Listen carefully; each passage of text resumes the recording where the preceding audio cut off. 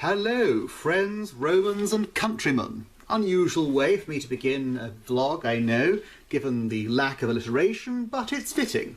I know that I probably will have uploaded this in several videos in a row, but honestly it's been a long time since I've been able to actually greet the camera in relation to the last time I switched it on.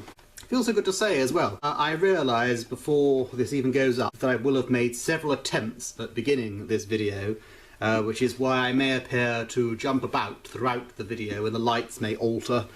But it doesn't matter, no epileptics were hurt in the making of this film, not even my good self. Part of the reason is that I will have made this over at least 2 days. But the person for whom I'm making this video has been keeping up this act, if act it is, it may be a truth of hers, for several months, I think. So I think I have an excuse. I even changed clothes at one point. Actually, it's already clear to me that because this video is so much longer than I intended it to be, what I shall in fact do is place a little section at the bottom of the screen to make into sections so you can look at just the parts that interest you, and if I can't work out how to do that, then I'll simply put a pinned comment with little sections. The latter, at least, I can manage. People are always on at me, saying, you know, you're old school, you only do YouTube, you only do Facebook, you've just got onto Discord now, why don't you move on to something like Instagram or TikTok?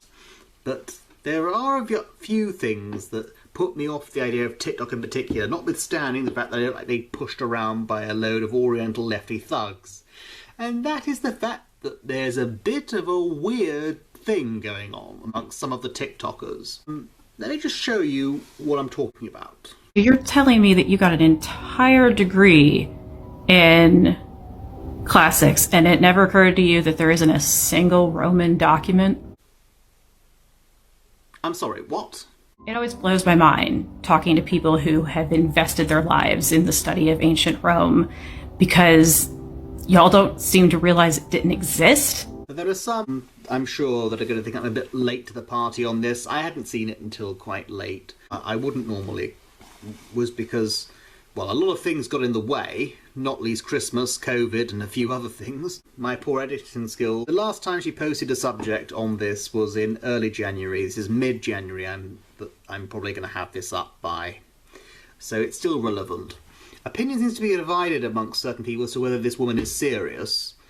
She caught the attention of loads of people. Some were saying she's trolling, and I guess she is. But, well, there are several definitions of a troll, aren't there? There are the trolls that say things just for attention. You know, don't feed the troll. In that case, you shouldn't respond to them. But there are also people, aren't there, who say things knowing it's going to annoy them. They might even mean it. And then you say that they're trolling them because they're annoying them. And then there are the hybrids that fall somewhere between those two things. There are other definitions of troll, of course, which is to say a kind of Nordic monster that you see a great deal in fiction. To say nothing of the cute-haired, hideous little monstrosities that used to adorn children's shelves in the 80s and 90s.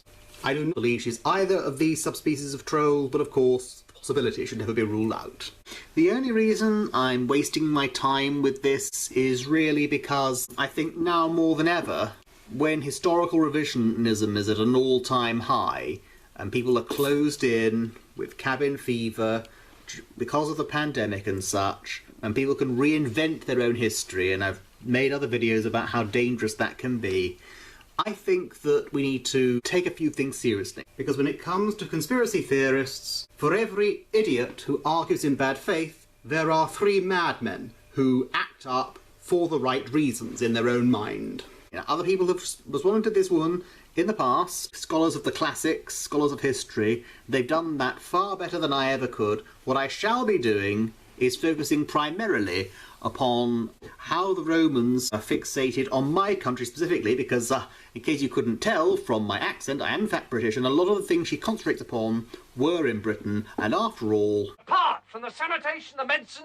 education, wine, public order, irrigation, roads, a fresh water system and public health, what have the Romans ever done for us?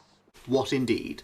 It is a figment of the Spanish Inquisition's imagination. This woman's basic thesis, I might add, is that they stole too many cultures and therefore couldn't really have existed by themselves, and that the Latin language was an invention of the medieval church. You might have mentioned her slipping in a reference to the Spanish Inquisition there, ignoring the fact that they spoke Spanish, not Latin, never mind the fact that Spanish is derived from Latin. It's a confused argument, and you must have noticed she slips this in as well. Christianity was a hostile takeover. I was on YouTube back in 2007 to 2010 where the big argument on YouTube was about religion, and I'm not going to go down the alleyway of making her believe this or that, but of course that is part of history as well. The conversion of Emperor Constantine to Christianity is one reason why Rome came to its end, and therefore it's just as important to the story of Rome, particularly if Rome didn't really exist. Now, of course, I did just state that my intended thesis was to discuss Roman-occupied Britain, but before doing so, I thought I ought to give you an idea of this woman's style of argumentation so you're more familiar with it. Bad news, buddy. There were female kings and female knights. Actually, this isn't so much to do with Rome, but it does tie into a lot of the hashtag feminism that she does in conjunction with a lot of these things. Because king is a gender-neutral word. King comes from the Old English sinning, which, as you can see, is non-gendered. The leader is the king, regardless of chromosomes. The word queen is also Old English, and it is gender-specific. Queen occasionally meant woman or wife. What point are you trying to make? Genghis Khan's daughters saved the empire. I'm sorry, all I took away from that was that conquest and empire, which you characterise as symptoms of hostile takeover when formed by white Christian men, become spontaneously acceptable if carried out by brown polytheistic women. Fair enough. Continue. I know this is difficult, but not everything that you were taught in school was accurate when it comes to how things worked back then. No, indeed, but check your own advice. And let me just connect this with another thing you say. Step right up. Whoa. And I'll tell you a story about how Roman coins are total bullshit. Isn't it strange to anyone that Roman coins, especially written with Latin letters, are only found in hoards and never in situ at an archaeological site? Or that all of these coins are super amateur looking? Like something you get from a penny machine at the zoo? Yeah, she goes on to try and make the case that those coins actually were made at the zoo and on the fairground arcades. I'm not going to dignify that with a response. There are ways of dating coins and tokens and such. Let me just show you something that ties in with the hashtag feminism thing. This is Prasutagus, who you probably never heard of. He ruled the area that vaguely approximates modern Europe. We don't know much about him. It's possible that he may have fought against the Romans and then surrendered and made a deal with them. It's possible that the Romans selected him to be the king of that general area amongst the people known as the Iceni. Whatever the case, he obviously didn't trust the Romans completely because he left half of his kingdom between Rome and between his wife and daughters. And his wife is very famous, even infamous. Her name is Boudica, or Boadicea, as she's been known over the ages. The name actually meant victory in her own tongue, in ancient British or Celtic tongue, and so in a sense she was the country's first ever Queen Victoria. But whereas Queen Victoria of the 19th century is most famous for the empire that she ruled, Boudica is more famous for the empire she fought against, the one that didn't exist. If you believe in ghosts, then she's also one of her royal ghosts, because she's to be found in King's Cross Station. And no, that was not an invention of Harry Potter books. King's Cross Station is a real place. You can even see the column against which Daniel Radcliffe runs on platform 9 to get to platform 9 3/4. I do not recommend you run against it. That's a different story. Literally a different story. Roman law did not recognise the right of women to inherit, particularly not non-Roman women. And so when Prasutagus left half of his kingdom to Boudica, and she expressed an interest in wanting her half, the Romans had her pushed down and whipped, and her two daughters were gang raped in front of her. This didn't make her a happy bunny, so she gathered up an army and she massacred all the Roman settlements of what is now Norfolk, St Albans, Colchester and London. Possibly not in that order, my history memory is hazy, but I do believe it was that amount. The death toll may have come to as many as 80,000 in all. There's a statue of her in London that you can see here. although in all honesty she probably looked a little bit more like this. Her eyes are said to be like stabbing you, and she had auburn hair that came almost to her hips. It was like the colour of a lion's mane. A very fierce woman, warrior, queen. So tell me, little lady, since this was one of Britain's early signs of fighting against the patriarchy, against whom did Boudica fight if ancient Rome did not exist? From whom did her troops learn that most sadistic of methods to use against its inventors? And which historians do you think noted down her records around the time that it was happening?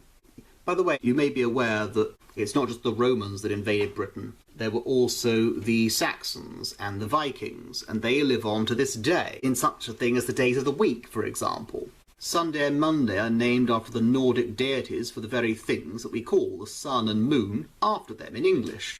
Tyr, or Ter, was, of course, Tuesday. He was the god of war. You can see him here, putting his hand in the mouth of the apocalyptic wolf, Fenrir. Wednesday is Wotan,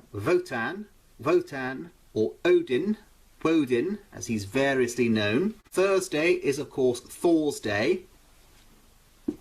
Friday is, of course, Freya's Day. Frey being the goddess of fertility, and also, paradoxically, of female chastity. So there's nothing wrong with or unusual about borrowing from other cultures in order to build your own language. So does the fact that we borrowed from other languages mean that the English language, the one we're using, doesn't exist either? You'll notice there's one day of the week I've missed out. I refer, of course, to Saturday, which is, of course, a reference to Saturn. You can see him here eating his child. How charming.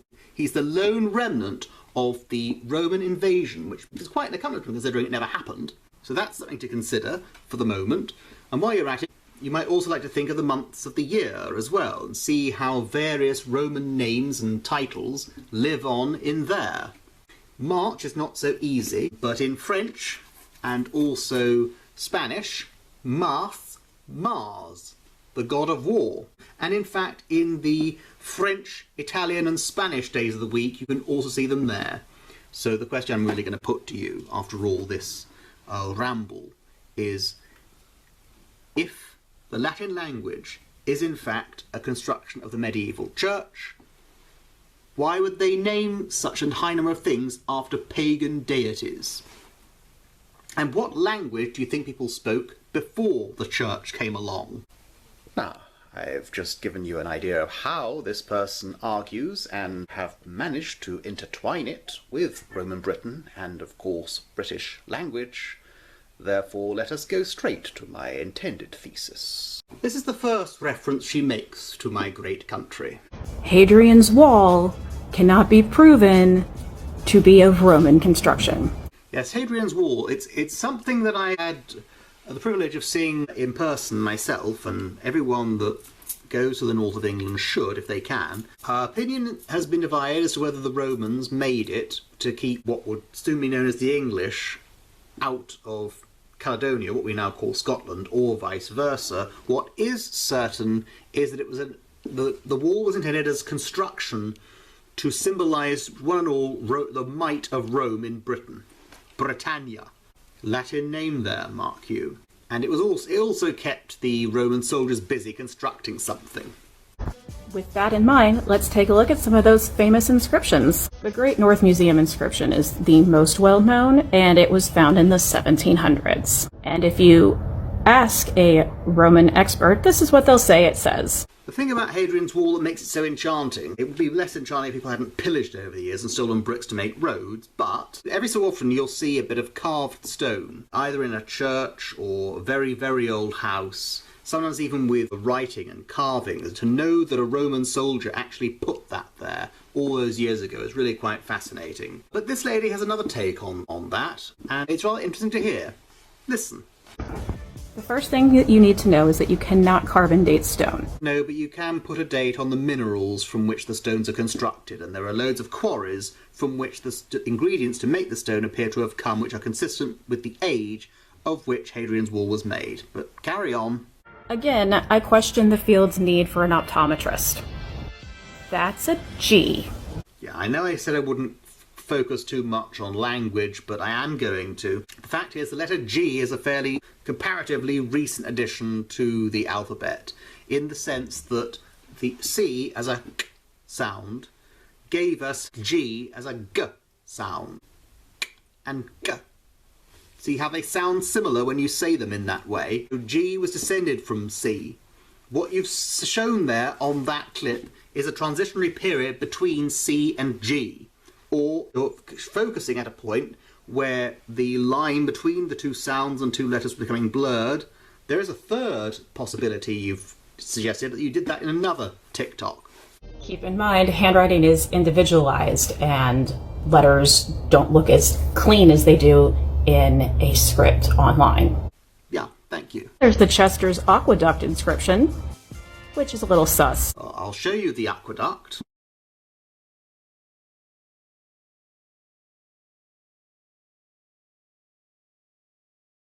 Of course, I shouldn't correct her on this, because presumably if the Romans didn't exist, my people must have built it instead. Never mind, we'll carry on. I'm going to link research to Vallum in the comments, because it's a road. Yes, a 10-foot high construction with sharp wooden spikes and thorns over the top to act as barbed wire is an ideal construction as a road to move upon, isn't it? Let's carry on.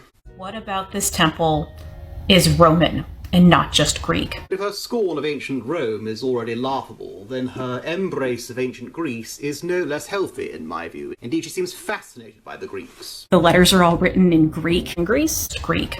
The ancient Greeks, Greek, Greek, Greek. Not sure why I think that. It's just the general impression I'm getting. You talk a great deal about Greek lettering, about how everything that looks Roman, that we think is Roman, is really theirs. And on that you base the idea that Rome wasn't real either, because it wasn't really theirs.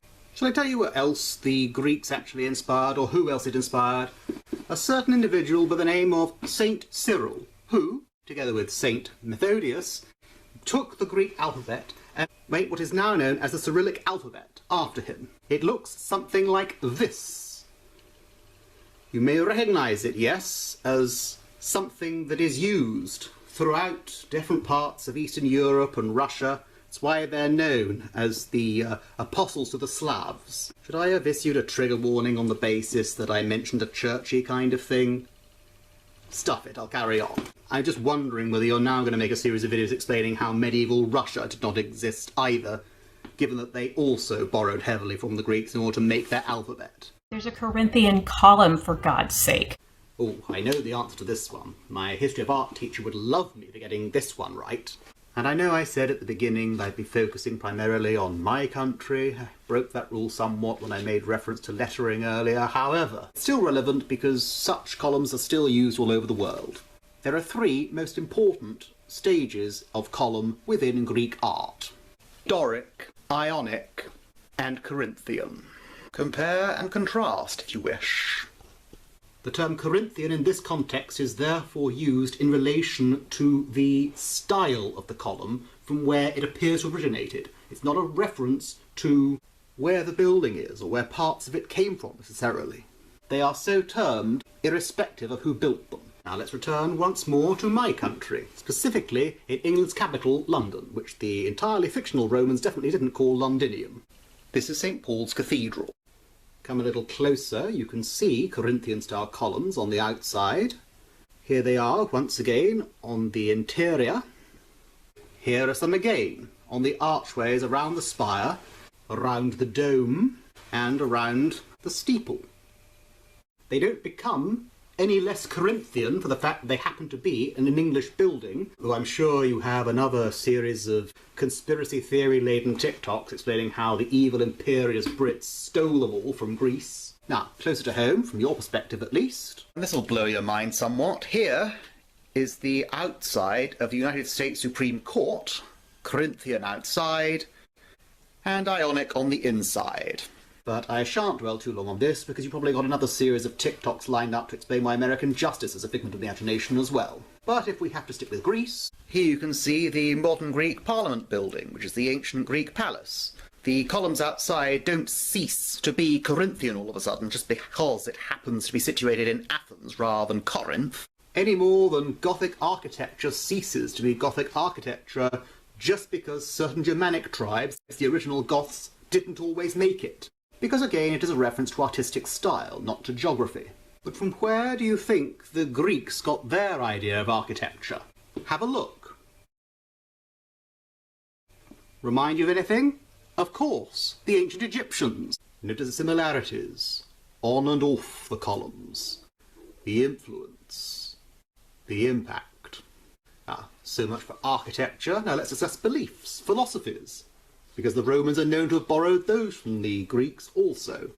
There was a certain Greek god named Priapus, who is probably most famous for being cursed with a large male member that was perpetually tumescent and was too large to penetrate anything and impossible for him to release anything. Don't you dare flag this video. This is serious business. He was a sort of deity who demanded donkey sacrifice and to whom men would pray if they wanted greater fertility, which is quite generous of him considering he couldn't really do it himself. So why am I bringing up this bizarre mythology to you? Well, because a great deal of it bears a strong resemblance to a certain deity in Egypt as well, most famous for releasing his seed all over a lettuce leaf. This really is going to be the first video of mine where the viewers are going to need to prove their age before watching, isn't it? Oh well, this is already quite an unusual video for me, we may as well keep it up. So tell me, little lady, since they stole so much culture from other places as well, are you going to make another series of TikToks explaining how ancient Greece did not exist either, after all that you've said about how the Romans stole their culture from them? Can't wait to hear your answer. I would love to talk about the baths of Bath, England, Oh, so would I. Lovely choice, love the place. and how they are not Roman. What's unusual about this one is that it is an example of the Romans building on what they already found and expanding it further.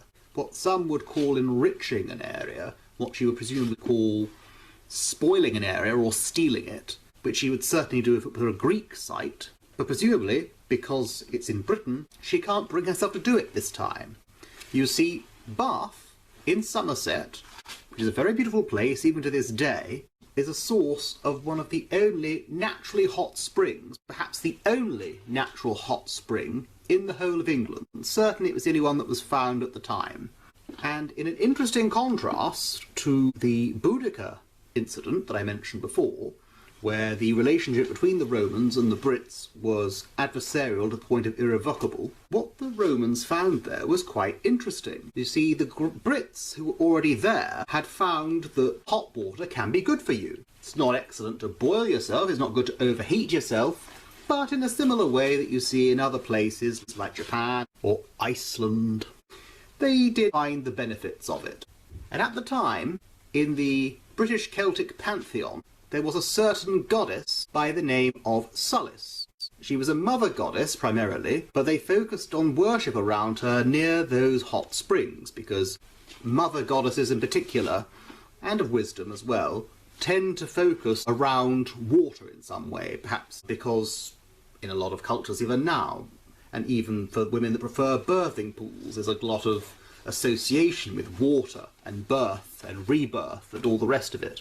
The Romans found veneration for this goddess so similar to the Roman goddess Minerva that they actually were rather pleased with the area.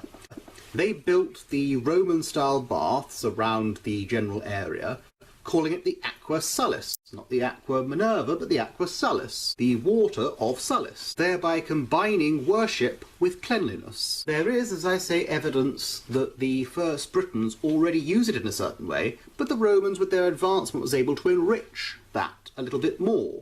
And even long after the disrepair of the area, the knowledge of the naturally hot water was noted by a lot of people. In the Renaissance period, for example, a resident of Bath, Tobias Venner, a forerunner of modern medicine, particularly in the English-speaking world, who wrote pamphlets against excessive tobacco use and warned against drinking water that's come through a lead pipe, recognised the benefits of thermal bathing to avoid unsightly corpulence. And all that I have offered is of course a courtesy to my audience, because I know without asking that this TikToker will have researched none of it, and in the unlikely event that she ever sees this video, will also research none of it in order to refute what I say. The first thing to know about the baths is they have been a tourist destination for about 400 years, and the site is completely contaminated, updated, and changed. This business about contamination as well. Let me put a conundrum to you. If I take an antique gypsy caravan, take off the wheels and turn it into the front porch of my house, it doesn't stop the fact that it was a caravan once. If I were to take a cave painting, chip it away from the cave, frame it and hang it on my wall, it doesn't change the fact that it was a cave painting once upon a time. Likewise, if a construction is built upon Roman bricks, difficult that may seem if you think that Romans weren't real, but if there were such things as Roman bricks, then it doesn't change the fact that they are Roman bricks.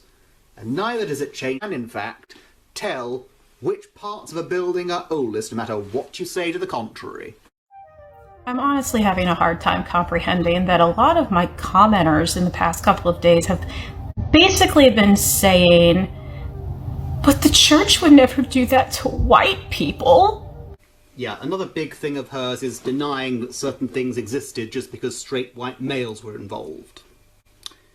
Well, ignoring, which I don't, the fact that most of the historians with which she agrees, because it pushes her sort of feminist, social justice kind of agenda and projects it on which civilization she likes and which one she doesn't, and as well as the ones she denies, like the Romans, fall squarely under the description of straight, white, and probably male as well. Let me just show you something that casts some doubt on whether the Romans necessarily were white also. Difficult to say whether you would characterise them as brown-skinned or African simply by looking at them. They could be Mediterranean, but they are thought to have allowed certain people of what you would now call people of colour into the army. Kind of like the French Foreign Legion, but a much earlier version. Have a look also at this character, Septimius Severus.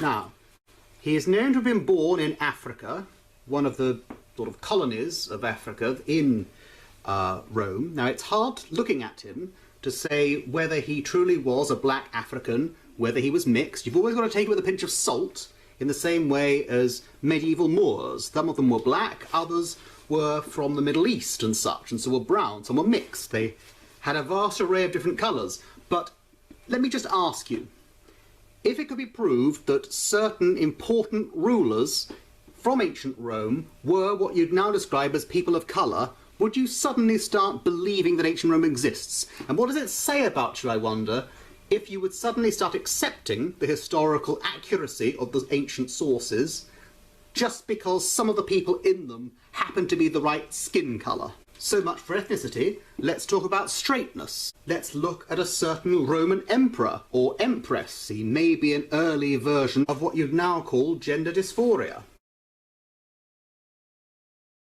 Now, it's hard to say whether this character truly was gay or transsexual, as you'd now think of them in the modern sense of the word.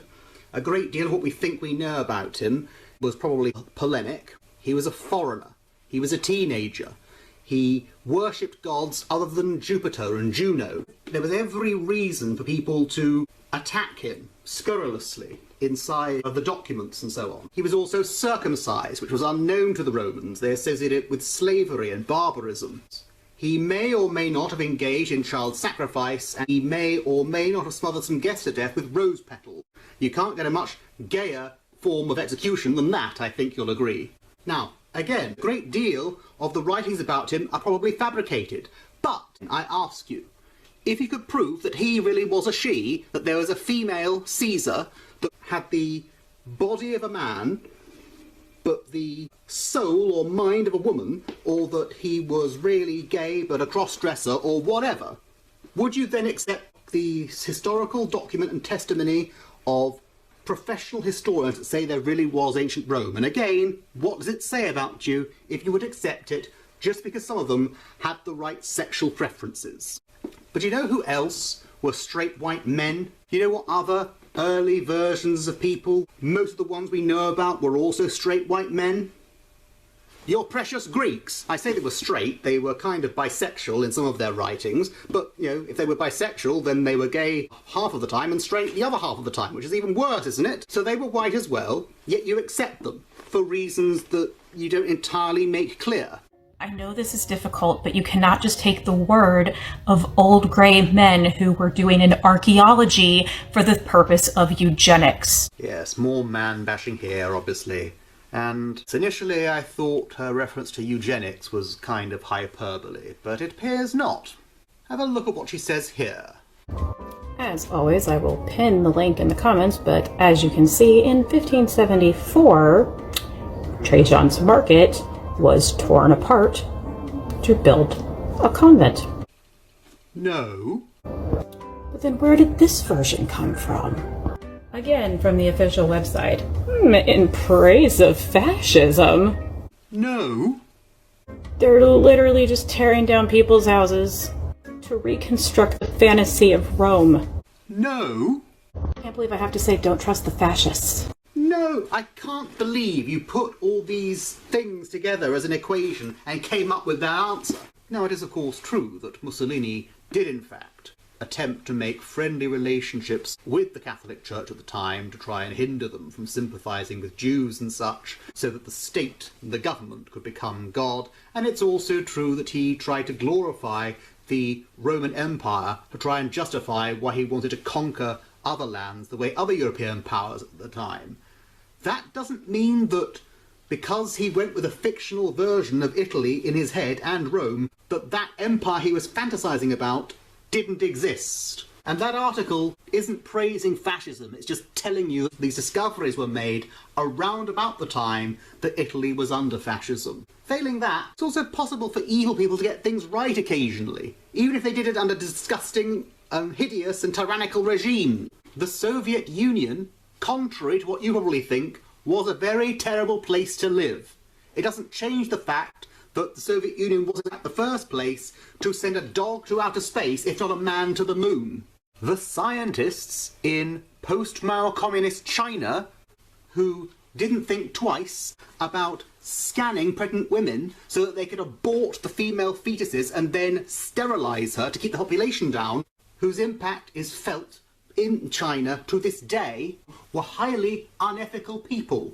It doesn't mean that they couldn't save lives as well as take them when they wanted to. And the fact that Ayman al-Zawahiri is also the head of Al-Qaeda doesn't mean that his ability as a medical doctor is hindered from the fact that he probably would get your diagnosis correctly if you had some ailment. Although, as you're female, Jewish and uncovered, I don't recommend you go near him in order to try it. But still, the fact is, experts can get things right even under tyrants.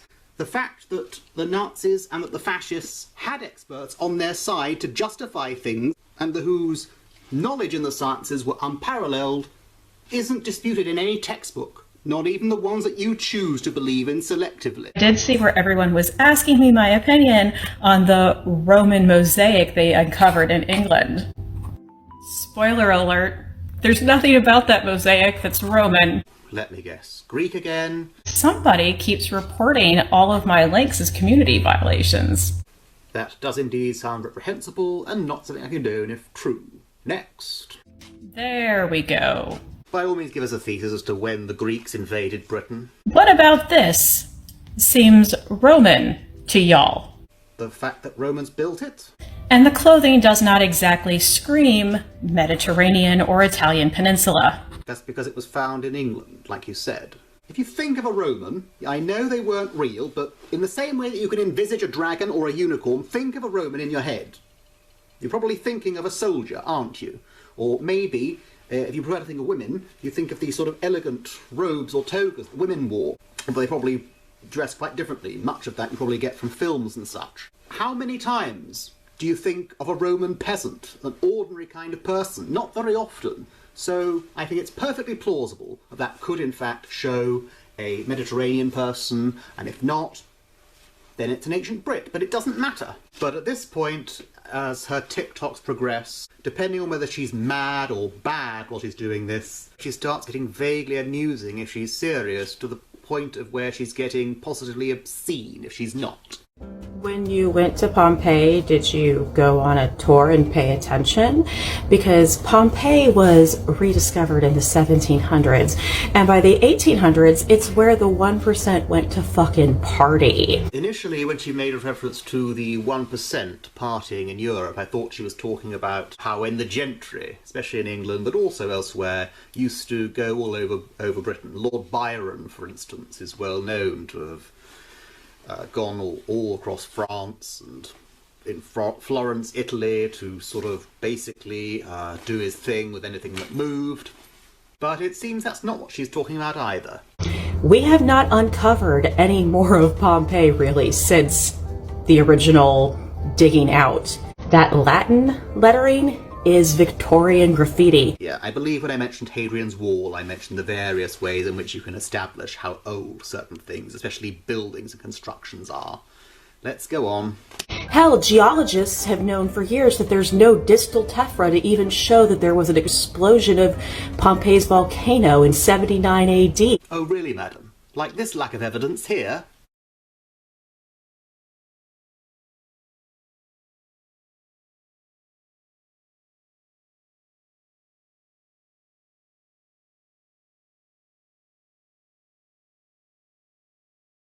I guess there were just some very heavy smokers out there in Pompeii. Either that or they were exceptionally good at papier-mâché.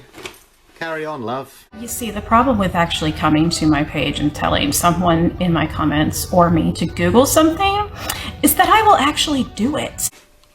Trouble is, so will I. And you're wrong. Another problem with this TikToker is that despite saying constantly that she'll link you to certain sources, she seldom or never does, and she's also very selective of which ones she believes. However, she does do so here, for no other reason than it was brought to her attention by another critic. Okay, let's roll tape. Now, the only reason this particular one caught my eye is because of where it was discovered, and also because of the term Anglo-Saxon in that document. And Anglo-Saxon, of course, means Old English. The archaeological evidence does not prove the presence of an early church. No, but let's continue. Let's read it together, shall we?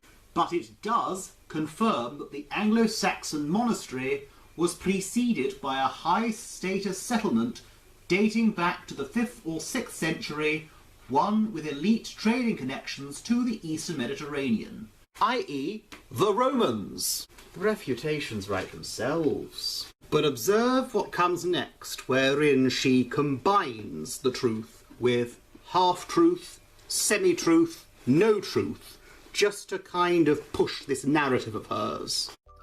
Julius Caesar was assassinated because he was about to co-reign with Cleopatra and Mark Antony.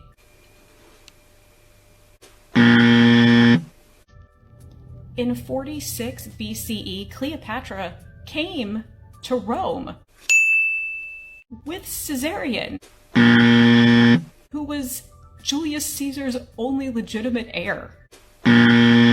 Caesar built a giant golden statue of Cleopatra and put it in the Temple of Venus.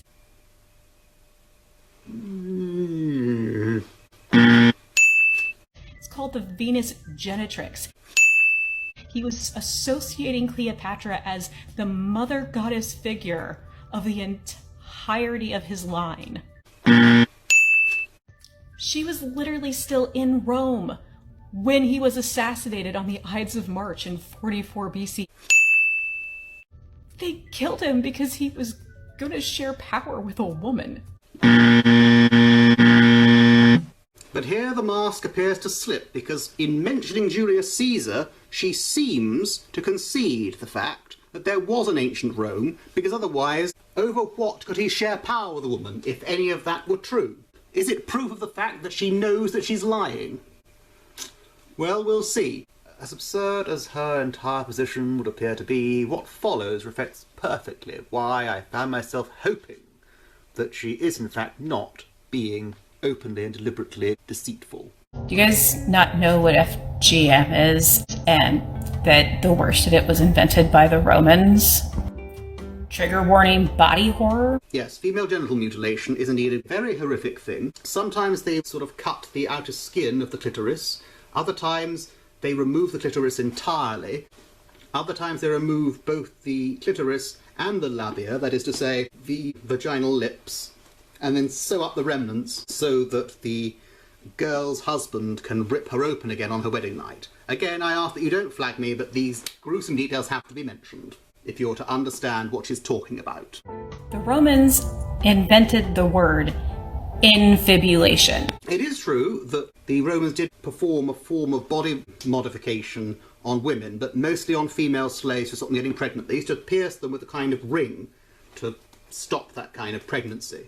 It was not their idea to do that. They did not invent it, contrary to what she appears to indicate. Glad she seems to indicate there was a Rome to have existed just when they do bad things. But infibulation in Roman times refers specifically to something that occurred to men. You see, the glans, the pink bit down there, was considered immodest amongst Romans. So the thing to do, and I think the Greeks were like this as well, isn't it ironic? The one thing that she can say the Romans stole from the Greeks, she disregards. Never mind, was to pull the foreskin overwards and hide it as best they could.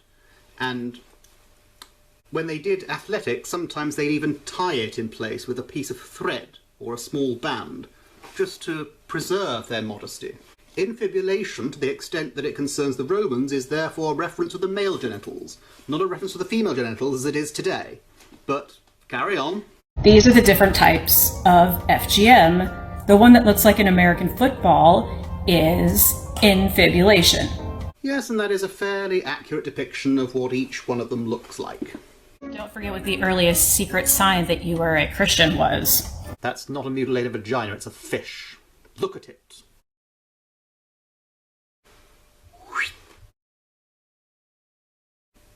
Yeah, that symbol looked like this originally.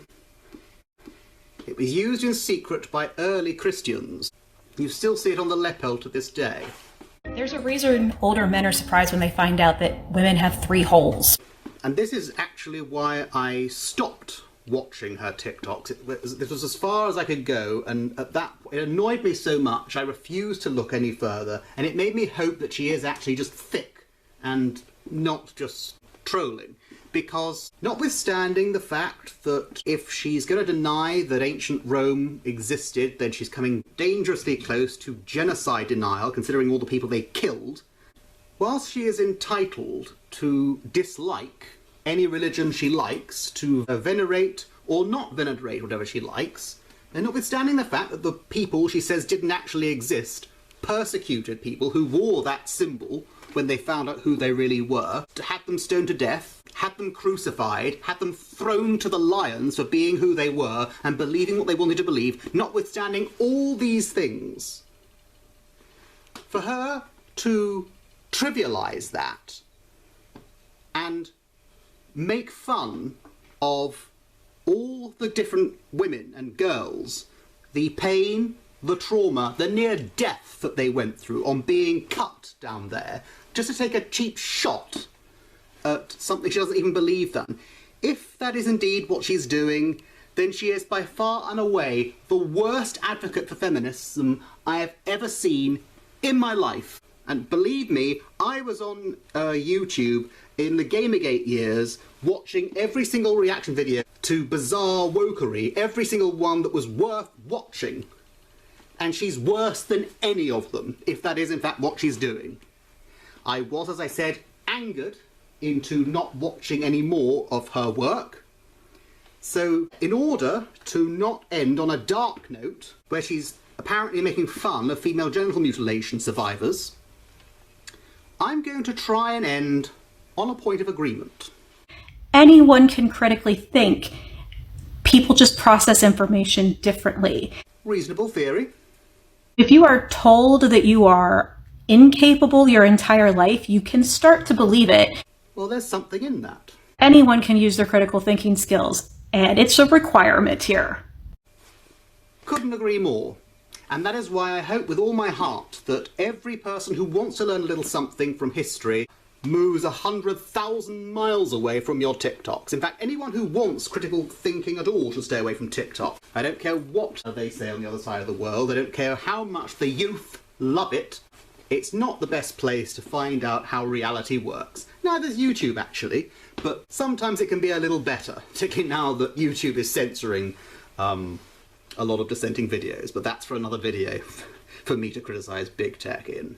It is unlikely, as I said before, that the TikToker will ever see this video, but I hope that for anyone who was halfway towards believing her will see this on some level, or even those who never thought it will have learned a few things, maybe had a bit of a laugh on the way, because that was really the purpose of this video. So, this is by far and away the most complicated video I've ever made, but I think, on balance, even at this point while I'm editing it, while I'm making it, it was worth it. I trust you agree. And so, until next time, Ave.